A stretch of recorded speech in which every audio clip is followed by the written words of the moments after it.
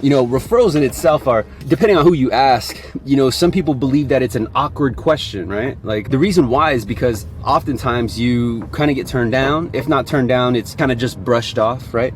Like, have you ever asked anybody like, hey, you know, if you know of anyone in the market, or if you know anyone else who is looking to refinance, you know, please refer them.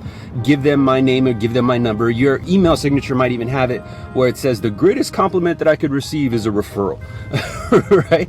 And so we think that, oh, because no one really actually follows that direction, then it really doesn't work. It's kind of hard to get referrals, and referrals are kind of like our blind shots. You're lucky if you get them. Well, let's take a step back and actually analyze why someone would hesitate to refer someone to us. And then I believe if we start there, we can recraft and deliver our request or our message in a completely different way.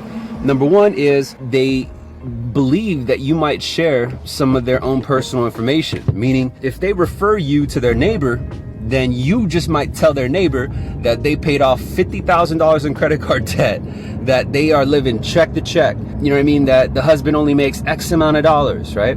And this is one of the main reasons why, you know, your own personal family or your own personal friends don't go to you for the business, because they don't want to disclose this sensitive information. But sometimes we forget about that, and so how can we recraft our message so that they don't got to worry about that?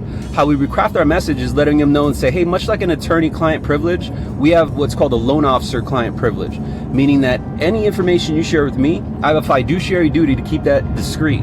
So I can't share any of your information. I wouldn't even want to. But as regards to what you did, what your itch rate is, what your program is, that I cannot share that with you or with anyone besides you.